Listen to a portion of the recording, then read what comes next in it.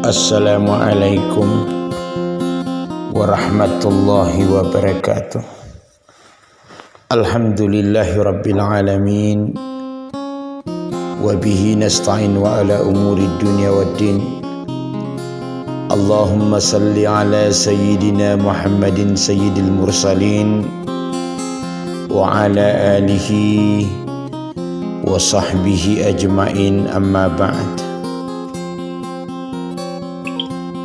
Bapak Ibu yang dirahmati Allah Subhanahu wa Ta'ala, pada kesempatan yang berbahagia ini saya mengajak Bapak Ibu serta hadirin wal hadirat yang dirahmati oleh Allah Subhanahu wa Ta'ala, marilah kita senantiasa dimanapun kita berada, apapun yang kita lakukan, kita senantiasa memperbanyak syukur atas nikmat yang Allah Subhanahu wa Ta'ala berikan kepada kita. Dialah Allah yang Maha Rahman dan Rahimnya, telah menganugerahkan begitu banyak kenikmatan sehingga kita dapat menemukan kenikmatan, apakah itu nikmat iman, nikmat kesehatan, nikmat kekayaan material yang kita miliki, yang kita rasakan. Semua itu adalah pemberian dari Allah Subhanahu wa Ta'ala. Tak satu pun manusia di dalam hidup ini itu mampu menghitung berapa banyak nikmat yang Allah Subhanahu wa Ta'ala berikan kepada kita. Allah Subhanahu wa Ta'ala dalam Al-Quran mengatakan, Bismillahirrahmanirrahim, wa in ta'uddu ni'matallahi la tuhsuha.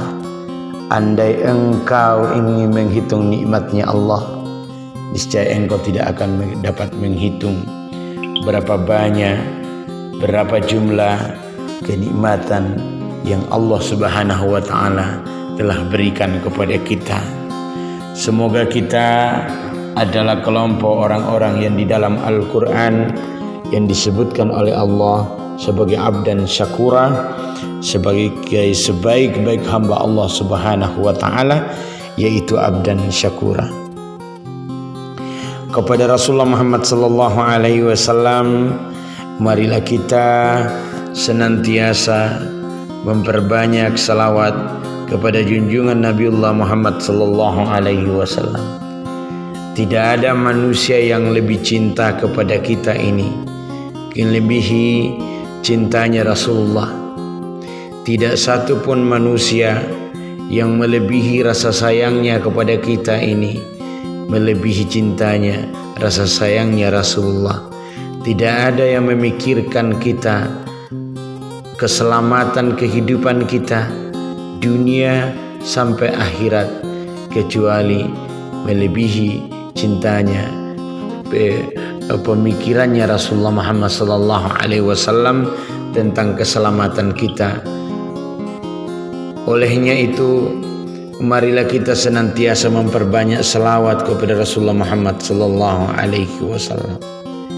Di akhir hayat beliau, menurut riwayat, begitu banyak riwayat menjelaskan bahwa tak satu pun yang dihiraukan, dipikirkan Rasulullah. Dia tidak memikirkan anak-anaknya, dia hanya tidak memikirkan keluarganya, tetapi lebih daripada itu Rasulullah Muhammad sallallahu alaihi wasallam memikirkan keselamatan umatnya. Diceritakan dalam satu riwayat, ketika Jibril alaihissalam datang kepada Rasulullah Muhammad sallallahu alaihi wasallam, ketika dia datang bertemu dengan Jibril bertemu dengan Rasulullah. Rasulullah bertanya kepada Jibril, "Ya Jibril, apa gerangan ya Jibril?" Jibril kemudian bercerita bahwa, "Ya Rasulullah, pada hari ini Allah Subhanahu wa Ta'ala begitu murka, semurkah-murkahnya. Api neraka ia nyalakan. Rasulullah kemudian bertanya, ya Jibril, sampaikan kepadaku, ceritakan kepadaku seperti apa itu neraka. Jibril alaihissalam kemudian menceritakan kepada Rasulullah, ya Rasulullah, neraka itu ya Rasulullah, itu diibaratkan dengan lubang, dan lubang itu sampai memiliki beberapa tingkatan. Lubang pertama ya Rasulullah, itu yang paling bawah, itu tempatnya kaum munafik, berikutnya tempatnya kaum musyrikin, berikutnya tempatnya umat Nasrani, berikutnya tempatnya Yahudi. Dan Jibril alaihissalam hanya mampu menjelaskan tingkatan yang keenam. Lalu apa yang kemudian terjadi? Rasulullah kemudian bertanya, ya Jibril, sampaikan kepada aku, tingkatan ketujuh itu tempat siapa? Berkali-kali Rasulullah bertanya, ya Jibril, yang ketujuh itu siapa yang punya? Itu tempat siapa? Jibril kemudian berkata, tingkatan yang ketujuh itu adalah tempatnya umatmu ya Rasulullah, yang melaksanakan dosa-dosa besar dan meninggal sebelum dia memohon ampun kepada Allah Subhanahu wa ta'ala. Sedihlah Rasulullah Muhammad sallallahu alaihi wasallam. Begitu sedihnya Rasulullah. Apa yang terjadi setelah mendengarkan kabar dari Jibril alaihissalam? Maka Rasulullah Muhammad sallallahu alaihi wasallam kemudian pingsan. Ketika Rasul dalam keadaan pingsan, dan kemudian Rasul kemudian sadar kembali.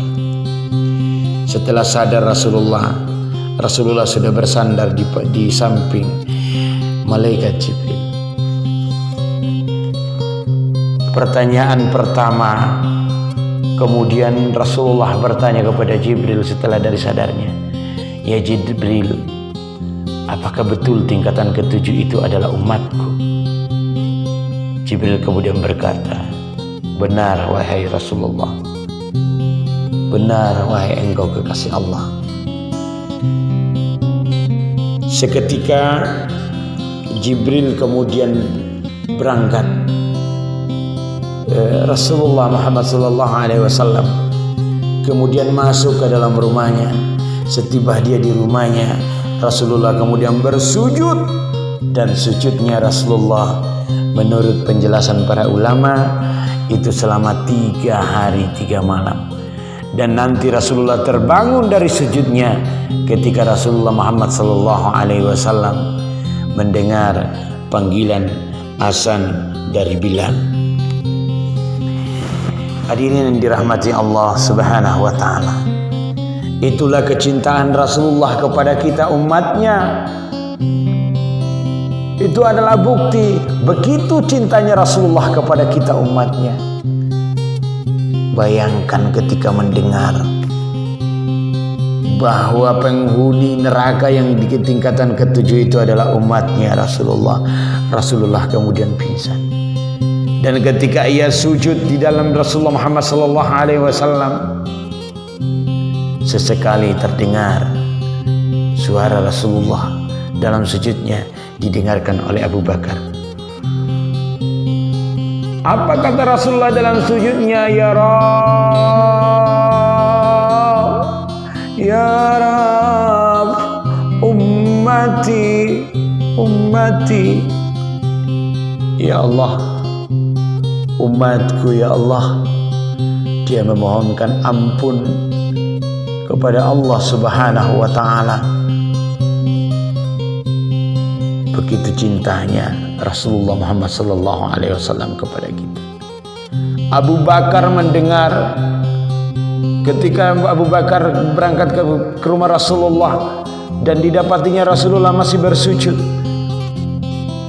Berkali-kali ia mengucapkan salam dan mengetuk pintu, tapi Rasulullah juga belum terbangun dari sujudnya. Begitu dia khusyuknya meminta ampunan Allah Subhanahu wa Ta'ala atas dosa-dosa umatnya, termasuk kita di akhir zaman ini. Abu Bakar pulang dan kemudian bertemu dengan Umar bin Khattab. Umar bin Khattab kemudian menangis. Umar bin Khattab kemudian berangkat ke rumah Rasulullah, dan apa yang terjadi? Umar juga mengalami hal yang sama. Didapatinya Rasulullah Muhammad SAW masih dalam keadaan bersujud. Kenapa ia bersujud? Karena itu memohon ampun akan dosa-dosa umatnya. Umar pun kemudian balik dan tidak bisa bertemu Rasulullah. Dan seketika Umar bertemu dengan Salman Al-Farisi. Umar kemudian menceritakan kepada Salman Al-Farisi. Salman Al-Farisi kemudian tidak tahan mendengar cerita kesedihan Rasulullah Muhammad SAW. Dia bersujud selama 3 hari 3 malam memohon ampun kepada Allah Subhanahu wa Ta'ala. Maka Salman Al-Farisi kemudian bertanya, menghadap dan mendatangi rumah putri Rasulullah Muhammad SAW. Setibanya ia di sana, Salman Al-Farisi kemudian menceritakan kepada anaknya, "Ya Fatimah, kami telah dapatkan Rasulullah Muhammad SAW. Sudah 3 hari 3 malam ia bersujud. Maka berangkatlah Fatimah ke rumah Rasulullah Muhammad SAW. Setelah tiba Fatimah di rumah Rasulullah, ia kemudian mengucapkan salam. Begitu cintanya Rasulullah terhadap anaknya. Setelah mendengarkan buah hatinya, datang ke rumahnya mengucapkan salam. Maka Rasulullah kemudian membuka pintunya, dan anaknya melihat kondisi Rasulullah Muhammad SAW. Apa yang terjadi? Putri Rasulullah kemudian heran, "Ya Rasulullah, apa yang terjadi ya?" Melihat penampilan Rasulullah Muhammad SAW, maka Rasulullah kemudian menceritakan kepada anaknya, "Hai anakku, aku telah didatangi Jibril, dan Jibril berkata, sesungguhnya ada umatku yang akan menempati neraka pada tingkatan ke-7. Mereka itu adalah umatku yang belum sempat bertobat kepada Allah Subhanahu wa Ta'ala sebelum mereka meninggal dunia. Maka tenanglah hati Rasulullah Muhammad SAW. Ini adalah sekelumit cerita dalam satu riwayat. Begitu cintanya Rasulullah kepada kita umatnya, maka perbanyaklah selawat. Perbanyak selawat. Karena itu adalah bukti cintanya kita kepada Rasulullah Muhammad SAW. Inna Allah malaikatahu yusalluna 'alan nabi. Ya ayyuhallazina amanu sallu alaihi wa sallimu taslima. Sesungguhnya Allah dan para malaikatnya membacakan selawat kepada Rasulullah Muhammad SAW. Semoga kita ini adalah bagian daripada umat Rasulullah yang cinta kepada Rasulullah. Di bulan suci Ramadan ini, Rasulullah telah memohonkan ampun terhadap dosa umatnya. Olehnya itu, marilah kita memohon kepada Allah agar kita senantiasa memperbanyak memohon ampun atas segala dosa-dosa kita kepada Allah Subhanahu wa Ta'ala. Dia adalah Maha penerima taubat. Dia punya rahman dan rahimnya Allah maka segeralah kita untuk senantiasa bertobat atas dosa-dosa kita kepada Allah Subhanahu wa taala. Semoga Allah Subhanahu wa taala mengampunkan dosa-dosa kita di dalam bulan suci Ramadan ini. Wallahul muwaffiq ila aqwamit thariq. Assalamualaikum warahmatullahi wabarakatuh.